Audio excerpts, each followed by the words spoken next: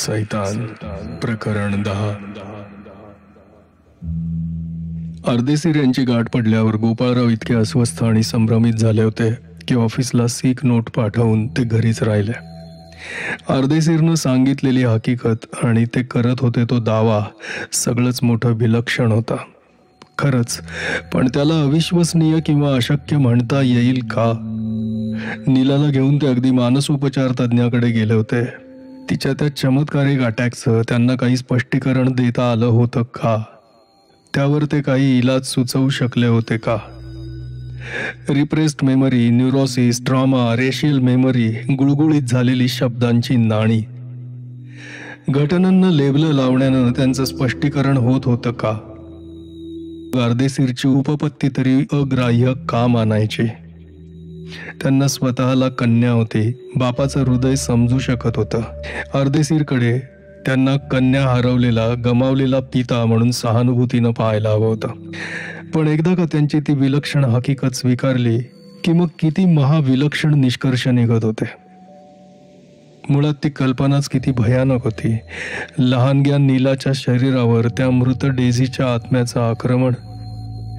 एका मृतात्म्याचं, पिशाच्याच म्हणा ना, पछाडणं. त्यांनी या गोष्टीवर कधी विचार केला असेल तर तो केवळ एक मनोरंजक कुतूहल म्हणून. आता त्यात ते व्यक्तिगतच गोवले जाणार होते की काय? अर्देशीर बद्दल त्यांच्या मनात सहानुभूती असली तरी, म्हणजे समजा नीलाला असला एखादा भयंकर अपघात झाला असता तर आपली मनस्थिती काय झाली असती? तरी त्यांच्या त्या विलक्षण हकीकतीवर त्यांचा संपूर्ण विश्वास बसला नव्हता. ते एवढंच मानायला तयार होते की नीलाच्या विकारामागे असू शकणाऱ्या अनेक कारणांपैकी हे एक शक्य होतं. पण ते आपल्या अविश्वासापायी नीलाला त्या दाहक भयानक यातना चक्रातून जायला लावणार होते का? खासच नाही. अर्देशीरनी एक सूचना केली होती. नीलाच्या अटॅकच्या वेळी त्यांनी हजर राहावं अशी, आणि नीलाचं हित लक्षात ठेवून गोपाळरावांना ती सूचना मान्य करण्यावाचून गत्यंतर नव्हतं. नीलाला पुन्हा अटॅक आला की अर्देशीरला बोलवायचं त्यांनी ठरवलं. मनातल्या मनात ते देवाची प्रार्थना करत होते की ती वेळ पुन्हा न येवो. पण त्यांची प्रार्थना देवापर्यंत पोहोचलेली दिसली नाही. ती वेळ त्यांच्यावर आली, अपेक्षेपेक्षा लवकर आली, त्याच रात्री आली. नीलाला हे अटॅक यायला लागल्यापासून घरातल्या सर्वच माणसांची झोप जराशी सावधच असायची. आणि आज तर गोपाळराव इतके अस्वस्थ झाले होते की त्यांना झोपच लागत नव्हती. घड्याळाचे टोल मोजत ते रात्रीच्या घटका काढत होते. 10, 10:30, 11, 11:30. शेजारच्या खोलीतून अनवाणी पावलांचा चटचट आवाज आला. शेजारची खोली नीलाची होती. आवाज कानावर येताच गोपाळरावांचं काळीज आवळल्यासारखं झालं. श्वास जोरानं यायला लागला. ते कॉटवर उठून बसले, अलगद चालत दारापाशी गेले आणि दार लोटून त्यांनी आत डोकावून पाहिलं. नीलाजवळ तिची आई झोपत असे. ती आता झोपलेली होती. नीला मात्र पलंगावर नव्हती. ती खोलीभर भिरभिर फिरत होती. तोंडानं स्वतःशीच खालच्या आवाजात काहीतरी पुटपुटत होती. देवा रे, गोपाळराव स्वतःशीच म्हणाले. त्यांनी थोरल्या मुलाला हाक मारून जागं केलं.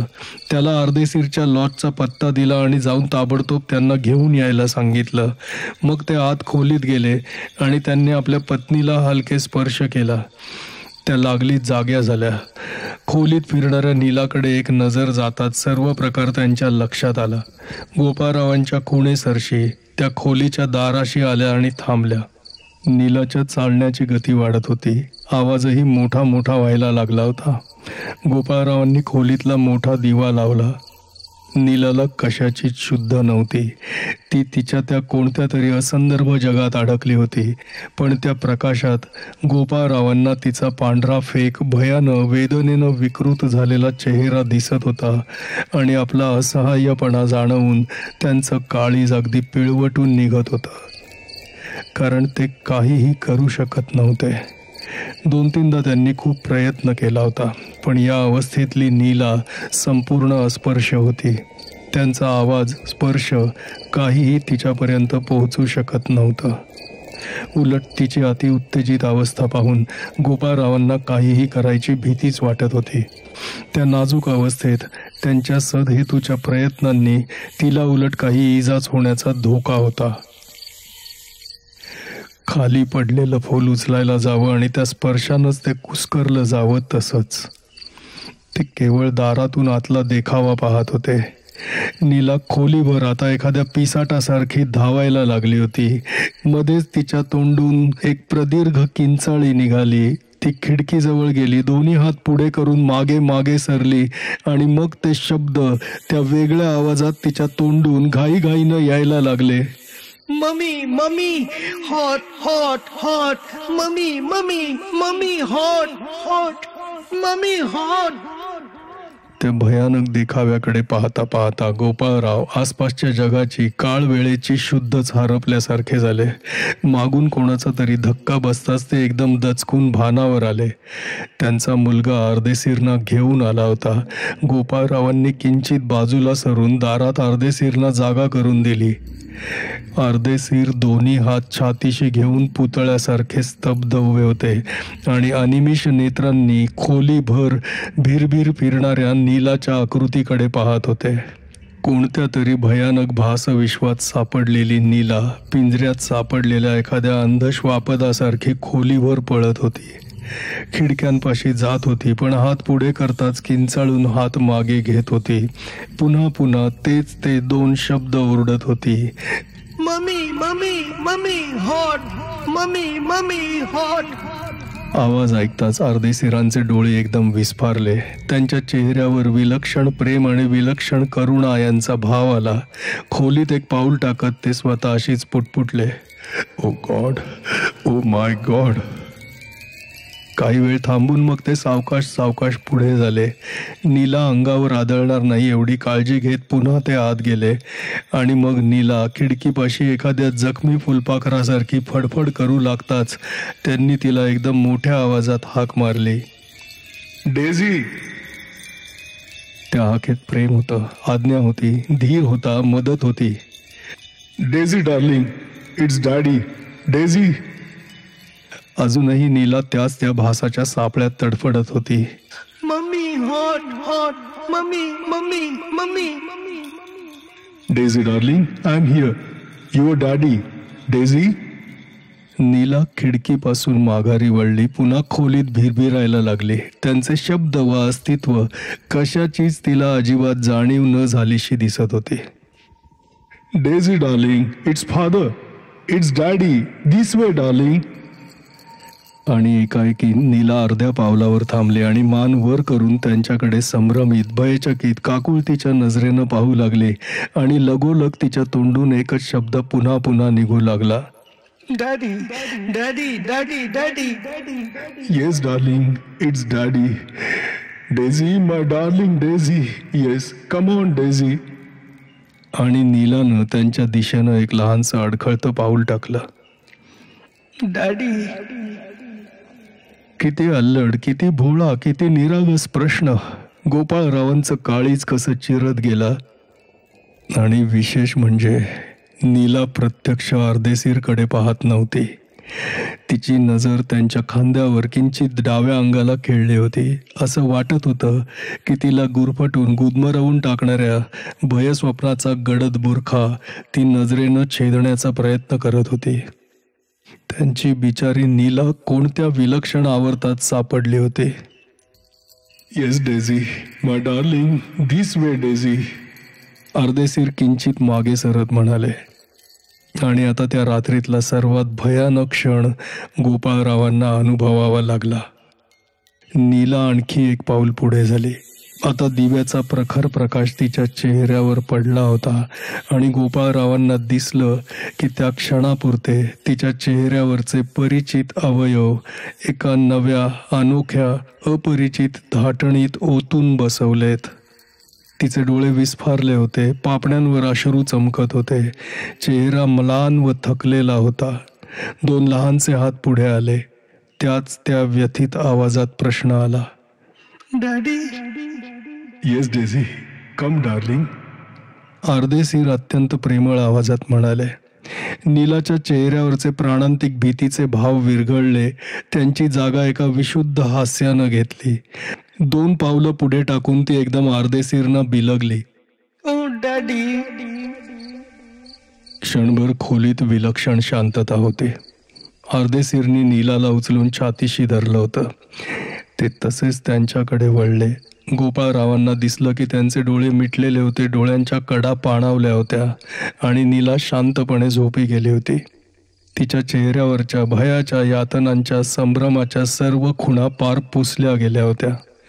चेहरा निरागस, शांत, समाधानी दिसत होता. अर्देशीरनी नीलाला तशीच गोपाळरावांच्या हाती दिली आणि घसा 1-2दा साफ करून ते म्हणाले, आपण उद्या सकाळी भेटूया का गोपाळराव? गोपाळरावांनी मानेनं होकार दिल्यावर अर्देशीर घाईनं खोलीतून निघून गेले. गोपाळराव कितीतरी वेळ हातातल्या फुलासारख्या हलक्या नीलाकडे पाहत होते. इथं कोणतं भयानक रहस्य दडलेलं होतं. अर्देशीर दुसऱ्या दिवशी सकाळी 9च्या सुमारास आले. गोपाळरावांना वाटलं यांची आपली जेमतेम 24 तासांचीच ओळख, पण एवढ्यातच किती जवळीक निर्माण झाली आहे. कारण आता त्यांना माहीत होतं की या दोघांना त्यांच्या कन्यांच्या माध्यमातून जोडणारा एक अदृश्य, अव्यक्त पण शक्तिशाली बंध होता. काल रात्रीच्या प्रसंगानंतर त्यांना उरलेल्या रात्रीत झोप जवळजवळ लागलीच नव्हती. डोळ्यांसमोर जो एक अद्भुत नाट्यपूर्ण प्रसंग घडला होता तो काही केल्या त्यांच्या नजरेसमोरून हालतच नव्हता.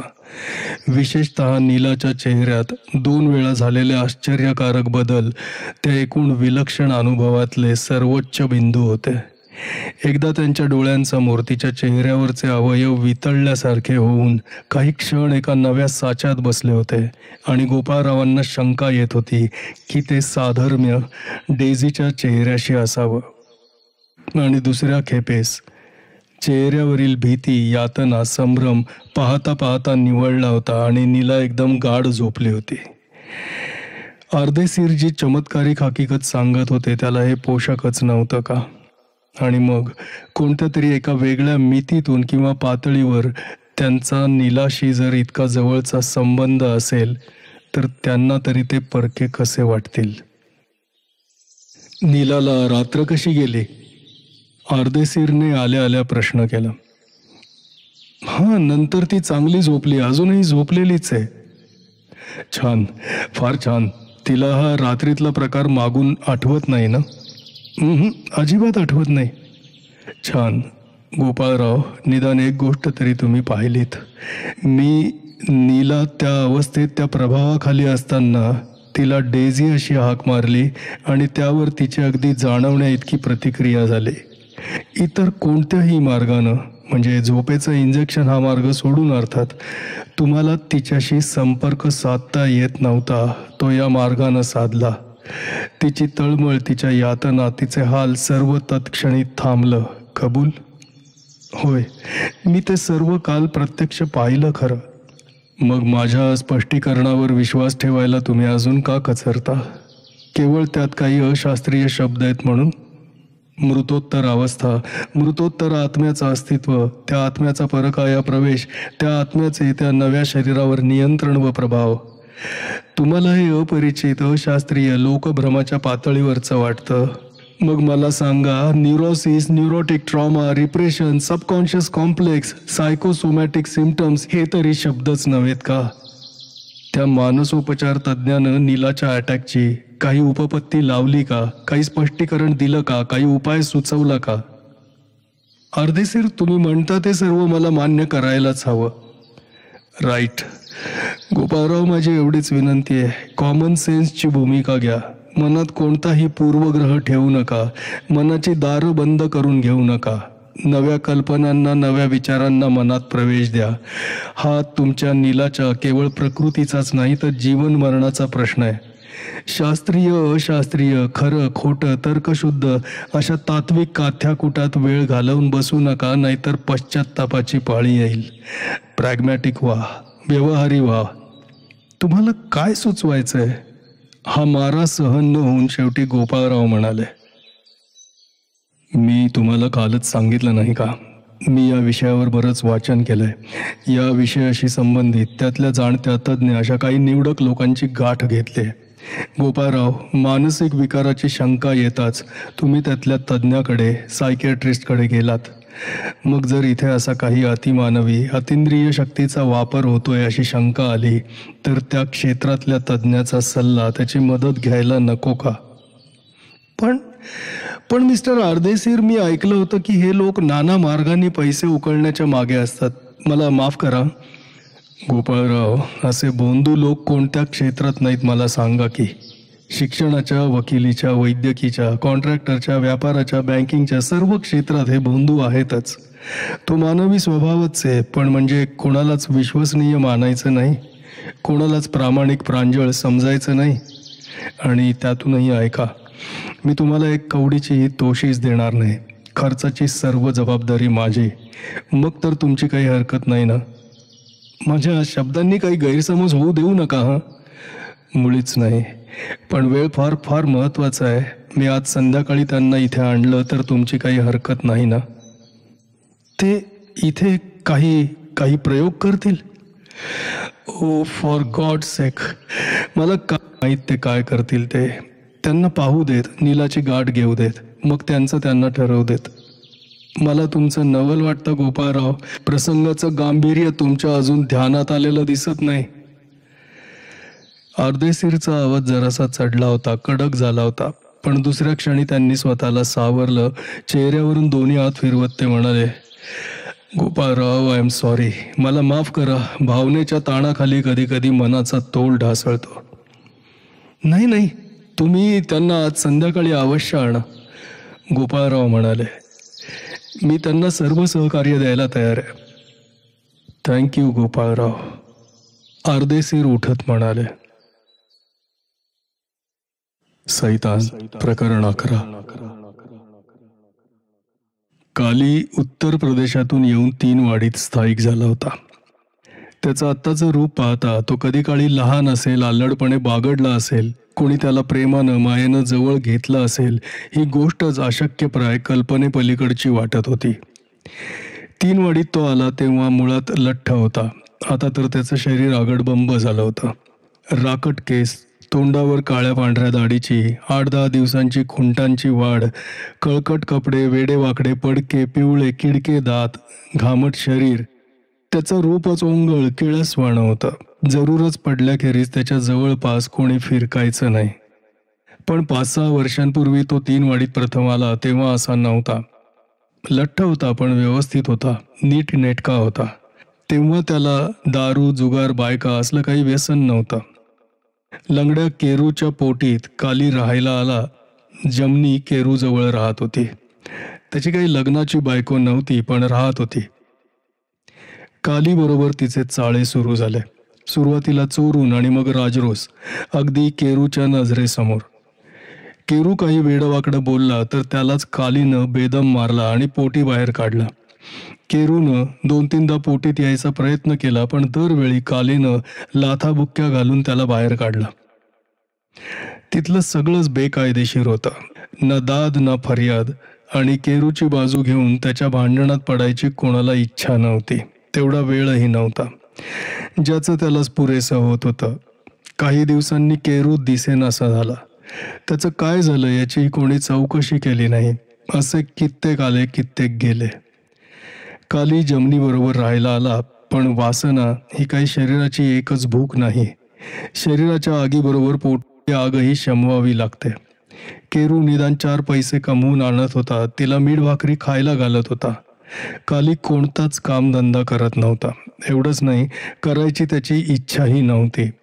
आणि स्वभावाप्रमाणे जमना एकदा त्याला उणं-दोणं बोलायला लागली तेव्हा तिला त्याच्या हातचे रट्टे खावे लागले. तिनं घरात साप घेतला होता. त्याचं आणि स्वतःचं दोघांचंही पोट तिला भरावं लागणार होतं. आणि वर त्याच्या शरीराची भूक भागवावी लागणार होती. आणि आता तिला जायला दुसरी जागाही नव्हती. पूर्वी झोपडपट्टीतलं कोणी तिच्या विरुद्ध केरूच्या बाजूनं उभं राहिलं नव्हतं. आता कोणी तिच्या बाजूनं काली विरुद्ध उभं राहणार नव्हतं. ते लोक सगळ्यालाच बेफिकीर होते. रिकामं मन सैतानाचं रिंगण बनतं म्हणतात. ऐत खाऊ कालीला अनेक व्यसनं जडली आणि पैसा पुरेसा पडला नाही. जमनाला मारजोड आलीच. त्याला पैसा हवा होता. तिनं त्यासाठी अगदी काहीही, अगदी देहविक्रयही केला तरी त्याला पर्वा नव्हती. उलट त्यानं तिला ते करणं भाग पाडलं, कारण आता त्याला तिचा कंटाळा आला होता. व्यसनांनी उद्दीपित झालेलं मन रोज नवी तल्लफ शोधत होतं. कालीची दुष्कीर्ती झोपडपट्टीत पसरली. लहान मुलं मुली त्याच्या सावलीलाही उभी राहीनाशी झाली आणि मग अर्थातच त्याची नजर 3 वाडीतल्या इतर घरांवर गेली. महिन्यातून एकदा तरी असा पाशवी अत्याचाराचा प्रकार होऊ लागला. 6, 7, 8 वर्षांची मुलं नाहीतर मुली. एकतर त्यांना अंधारात दिसलेलं नसे किंवा ती भीतीपोटी गप्प बसत किंवा कळूनही पालक अब्रूसाठी नावासाठी चुपचाप बसत. रात्रीचे 8:30 म्हणजे कालीची बाहेर पडायची वेळ. थोडी बहुत तरी दारू घेतलेलीच असायची. नसांतून कसं सुखद गरम रक्त वाहत असायचं. रात्री जर काही हाती लागलं तर मग काही विचारायलाच नको. तुंदील तनू डोलवीत गल्लीतल्या अलबत्त्या गलबत्त्यांचा रामराम उद्दामपणे स्वीकारत काली रस्त्यावर आला. दिव्याच्या खांबाला टेकून हातातल्या काडीनं दातातली खळगी साफ करत दोन्ही बाजूंना पाहत तो आरामात उभा होता. चांदणं नव्हतं. रस्त्यावरची रहदारी बरीच ओसरली होती. पांढरपेशी जोडपी त्याच्यापासून अंतर राखूनच जात होती. एकटी दुकटी बाई तर त्याला पाहताच रस्ता ओलांडूनच जात होती. काली घशातल्या घशात हसत होता. त्याच्या दृष्टीनं इथे प्रकाश फारच होता. त्याला सोयीची जागा म्हणजे अंधाराची, आडबाजूची, ये जा कमी असलेली. त्यानं हमरस्ता ओलांडला. आणखी 1-2 रस्ते ओलांडले. आता लहान लहान सोसायट्या लागल्या होत्या. कच्चे रस्ते होते. तो तसाच पुढे पुढे चालत राहिला आणि मग एकदम थांबला. पुढच्याच बोळात निळ्या फ्रॉकमधली एक 6-7 वर्षांची मुलगी घाईघाईनं वळताना त्याला दिसली. कदाचित तिचे आई वडील किंवा थोरला भाऊ पुढे असेल.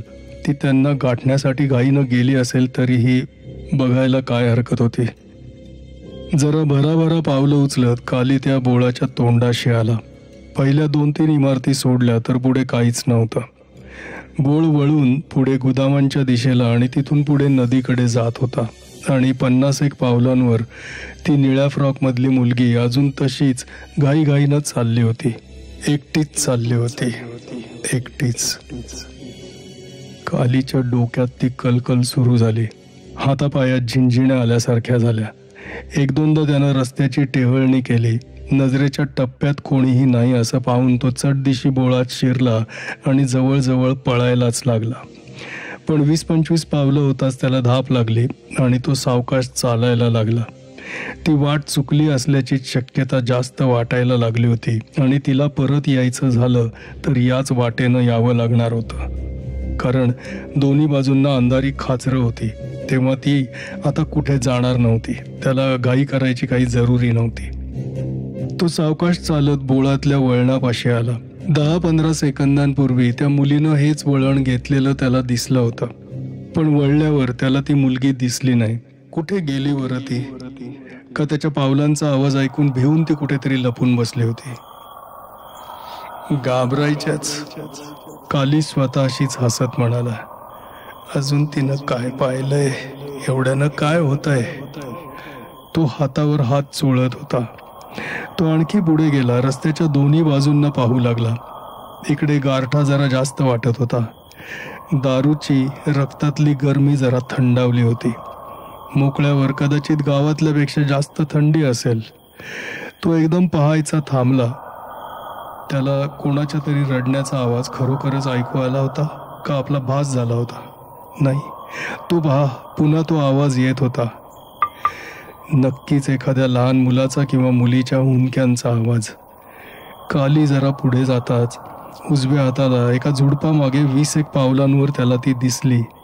ती रस्त्याकडे तोंड करून उभी होती. तिनं छातीशी काहीतरी घट्ट धरलं होतं. केस चेहऱ्यावर आले होते आणि मान खाली होती. प्रत्येक हुंदक्याबरोबर तिचं सर्व शरीर हालत होतं. काय झालं पुरी? एवढं रडायला काय झालं बेटा? काली तिच्या दिशेनं जात अगदी साखरी आवाजात म्हणाला. आत्ताच त्याला धावपळ आरडाओरडा नको होता. तसे ते वस्तीपासून अजून फारसे दूर आले नव्हते. त्याचा आवाज निघताच त्या मुलीचं रडणं क्षणभर थांबलं. तिनं मान वर करून एकदा त्याच्याकडे पाहिलं आणि मग परत हातात चेहरा लपवून ती रडायला लागली. रडू नको बेटा. काली आणखी जवळ जात म्हणाला. आता त्याला तिच्या निळ्या फ्रॉकची एम्ब्रॉयडरीची बॉर्डरही दिसत होती आणि आता त्याला दिसलं की तिनं छातीशी धरलं ती एक बाहुली होती, कारण त्या मुलीच्या हाताखालून त्या बाहुलीचे कचकड्याचे लाल गुळगुळीत पाय बाहेर आलेले स्पष्ट दिसत होते. आता तो बोलला तेव्हा तिचं रडणं थांबलं नाहीच, उलट ती आणखी जोरानं हुंदके द्यायला लागली. तो आणखी जवळ गेला, अगदी 2 पावलांवर जाऊन पोहोचला. काय झालं बेटा रडायला? खालीनं इकडे तिकडे पाहत विचारलं.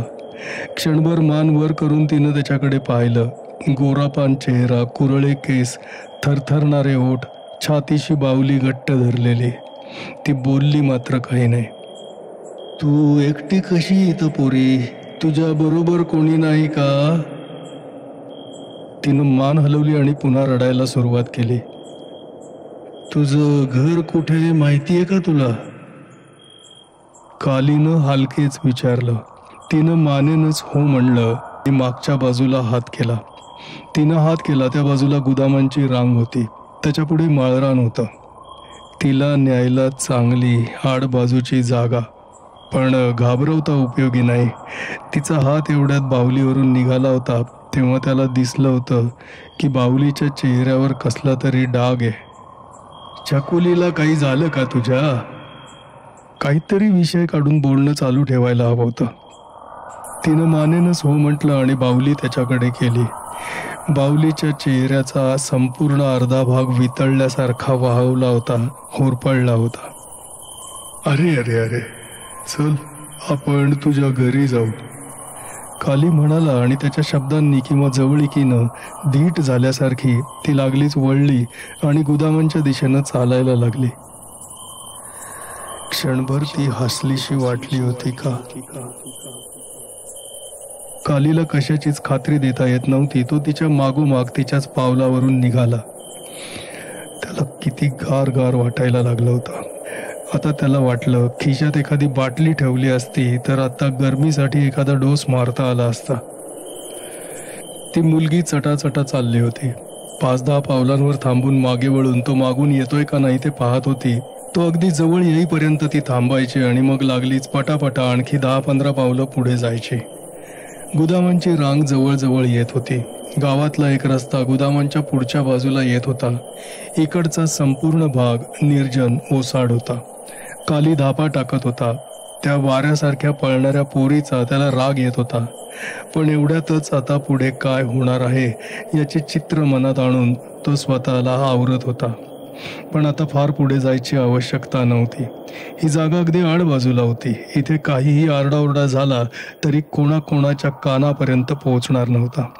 त्या पोरीच्या तोंडात बोळा कुंबायची ही जरुरी नव्हती. तिचे डोळे बांधायची जरुरी नव्हती.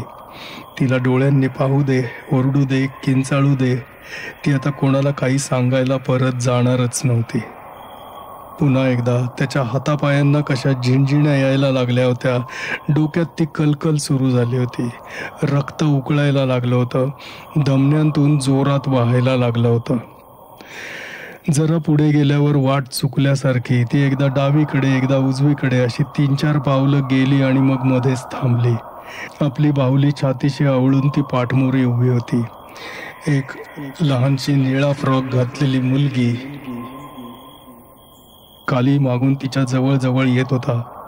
पण त्याच्या पावलांचा वा हालचालीचा आवाज तिला ऐकू येत नसावासा दिसलं. ती तशीच खाली मान घालून पाठमोरी उभी होती. एवढ्यातच धसमुसळेपणा करण्याची जरुरी नव्हती. काय होणार आहे हे तिला सांगून तिच्या भीतीची चव चाखण्यात मजा होती. कालीनं तिच्या खांद्याला स्पर्श करण्यासाठी एक हात पुढे केला, पण तिच्या खांद्यापासून 2-3 इंचांवरच त्याचा हात थांबला. बोटं एकदम बर्फात बुडवल्यासारखी गार पडली होती. जरा दचकूनच त्यानं हात मागे घेतला, पण बोटात अडकलेला एखाद्या चिकट पदार्थासारखा, एखाद्या तंतूसारखा तो गारवा त्याच्या हाताबरोबर मागे आला आणि त्याला येऊन भिडला. सर्व शरीराभोवती एखादं बर्फाचं गारीगार आवरण घातल्यासारखं झालं. आधी चेहरा, मग मान, खांदा, छाती, मग पोट, सर्वच्या सर्व लठ्ठ बेडौल शरीर त्या गारव्यात लपेटलं गेलं. मगाची ती रक्ताची वाफ केव्हाच थिजली होती. कालीचा घसा कोरडा पडला होता. याची त्यानं खासच अपेक्षा केली नव्हती. आड बाजूला आड वेळेला त्याच्या हाती सापडलेल्या पोरी विवळत असत, किंचाळत असत, अशा निश्चल उभ्या राहत नसत. तिचे खांदे असे का हलत होते? ती रडत होती का? हे हुंदके होते का? नाही, ती हसत होती, स्वतःशीच हसत होती. काली तिच्या पाठीकडे एकटक पाहत असताना पायापाशीच त्याला नजरेच्या कडेतून काहीतरी हालचाल दिसली आणि मग त्याची नजर तिच्यावरून खाली जमिनीवर आली. आणि तिथे काय हे पाहताच शरीराभोवतीचा गारवा एकदम काळजाभोवती आवळल्यासारखा झाला. काळीच कोणी बर्फाच्या मुठीत आवळलंसं झालं. डोळे मोठे मोठे होत बटबटीत झाले. चेहरा वासला, लाळ गळायला लागली. त्या मुलीच्या पायाभोवतालची माती हालत होती. खालून जणू काहीतरी माती वर ढकलत होतं. एक फुगवटा आला, फुटला. मातीचे ओळ खाली आले. आणखी एक फुगवटा आला. जमिनीतून काहीतरी वर येत होतं आणि काली जागचा हलू शकत नव्हता. सर्व शरीर शिशाचं झालं होतं. तसूभरही हालत नव्हतं. त्या मुलीच्या हातातली बाहुली एकदम जमिनीवर पडली. गुलाबी चकचकीत शरीर. कालीची नजर क्षणभर त्या हलत्या मातीवरून बाहुलीवर पडली. बाहुली पाठमोरी पडली होती. तिच्या चेहऱ्याचा डावा भाग चुरमडला होता, काजळला होता, जळाला होता, वितळला होता. पण बाहुलीचे निळे डोळे सताड उघडे होते. ते त्याच्यावर एकटक खिळले होते. कचकडी चेहऱ्यावरच्या त्या कृत्रिम हास्याला आता एक भीषण क्रौर्य आलं होतं. काहीतरी ओरडत काली मागे सरला. पाऊल कशाला तरी अडखळलं आणि तो तसाच्या तसा धाड दिशी मातीत पडला. उठण्यासाठी तो कुशीवर वळला आणि थिजला. त्याच्या चेहऱ्यापाशीच मातीत फुगवटा आला, फुटला आणि मातीतून एक पंजा बाहेर आला. पंजा हवेत आंधळ्या जनावरासारखा हलत होता. जमिनीची कड धरत होता. पंजामागे हात असणार, हातामागे शरीर असणार. जे काही होतं ते आता मातीतून हळूहळू वर यायची खटपट करत होतं. आणि मग कोणीतरी हसलं. तारेनं खेचल्यासारखी कालीची नजर त्या आवाजाकडे वळली. ती मुलगी आता त्याच्याकडे वळली होती, जवळ आली होती, खाली वाकून त्याच्याकडे पाहत होती. काली किंचाळला, अगदी बेंबीच्या देठापासून किंचाळला. आता त्या मुलीचा फ्रॉक निळा नव्हता. त्याच्या चिंध्या झाल्या होत्या. काही जळल्या होत्या, काही होरपळल्या होत्या. सर्व शरीराचं मांसच होरपळलेलं होतं. आणि जिथे चेहरा असायला हवा होता, जिथे तोंड, नाक, डोळे असायला हवं होतं, तिथे एक लाल उघडी वाहती जखम होती. आणि त्या लाल काळ्या भगदाडातून हसण्याचा आवाज आला होता. मुलीच्या हसण्याचा आवाज नाही, कोणातरी धटिंगण, आडदांड, राकट, क्रूर माणसाच्या हसण्याचा आवाज. घशातल्या घशात हसण्याचा आवाज. तिच्याकडे पाहत पाहत काली जमिनीवरून सरपटत मागे सरायला लागला. ती मुलीची आकृती तशीच वाकलेली राहिली. फक्त तो चेहऱ्याचा गोळा त्याच्या दिशेनं वळला होता. काली मागे सरकत होता. 4 फूट, 5 फूट, 6 फूट. त्याला वाटलं आता आपली सुटका होणार आहे. उठण्यासाठी तो गुडघ्यावर ओढमा झाला. त्यांच्या अंगावर, केसात, चेहऱ्यावर, तोंडात, डोळ्यात ओली माती होती. शरीर विच्छिन्न झाली होती, जळली होती. कोणीतरी त्याला मागच्या बाजूनं घट्ट धरलं होतं. बर्फासारखा, अग्नीसारखा स्पर्श. नको. काली तारस्वरात किंचाळला. तेच ते कोणीतरी त्या घाणेरड्या खर्जातल्या आवाजात हसलं. हसण्यासाठी सर्व आकृत्यांचे जळके ओठ हालत होते, पण आवाज एकच येत होता. कालीच्या अगदी कानापाशी एक खरखरता घाणेरडा आवाज आला. त्याला लहान मुली फार आवडतात. आणि पुन्हा सर्व जळकी तोंड त्याच त्या एकसुरी हास्यात वासली. उसवलेले चेहरे वर खाली झाले. नाही, मला सोडा. काली किंचाळत होता, सुटकेसाठी हातपाय हलवत होता, पण ती हालचाल अगदी क्षीण होते. आणि मला लठ्ठ माणसं फार आवडतात. तो आवाज परत त्याच्या कानाशी खसखसला. नाही नाही नाही, नको, मला सोडा. कालीचा काकुळतीचा आवाज. त्यांचं वर्तुळ सर्व बाजूंनी आवळत होतं. त्यांचा वास कुचका सडका जळका होता आणि त्यांचा स्पर्श झिंझिण्या आणणारा दाहक होता. कालीचा आधीचाच घाणेरडा पायजमा लघवी शौच होऊन आणखीच घाणेरडा झाला होता. ते सर्व एकाच आवाजात हसत होते. कसं छान गलिलठ्ठ आहे नाही. तो आवाज त्याच्या कानात खरखरला. ते सगळ्या बाजूंनी जवळ आले. भीतीची परिसीमा होऊन काली बेशुद्ध होऊन खाली कोसळला. त्याची शुद्ध हरपताच त्या आकारांच्यातलं चैतन्य ओसरलं. आधी ते नुसतेच पुतळ्यांसारखे उभे राहिले आणि मग मातीच्या ढिगासारखे खाली कोसळले. त्या आडबाजूच्या माळरानावर दोनच आकृत्या राहिल्या. एक खाली वेडावाकडा पडलेला, तोंडाला फेस आलेला काली आणि दुसरी एक लहानशी कचकड्याची बाहुली. कालीपासून ती मागे सरली आणि आपल्या लहान लहान गुलाबी पायांवर दुडू धावत गावाकडे निघाली. दुसऱ्या दिवशी सकाळी मैदानातून काही कामगार शॉर्टकट घेऊन चालले होते तेव्हा त्यांना काली दिसला. स्वतःच्या मलमूत्रात लोळणारा, कोणी अंगाला हात लावला की प्राणभयानं किंचाळणारा काली. त्याला त्यांनी ओढत ओढत कसा तरी जमनाच्या पोटीपर्यंत आणला खरा, पण तो नंतर जेमतेम 4 दिवसच जिवंत राहिला. त्याच्या मनाचा, मेंदूचा पार चक्काचूर झाला होता. चांगलं वाईट जी काही मानवता त्याच्यात होती ती पार जाळली गेली होती. मागे राहिलं होतं ते एक दीन माणूस शरीर जे जगूच शकलं नाही. प्रकरण 11 समाप्त. मित्रहो, हा भाग तुम्हाला कसा वाटला? आपल्या कॉमेंट्सची मला प्रतीक्षा राहील. आणि हो, लाईक, शेअर आणि सबस्क्राईब करायला विसरू नका.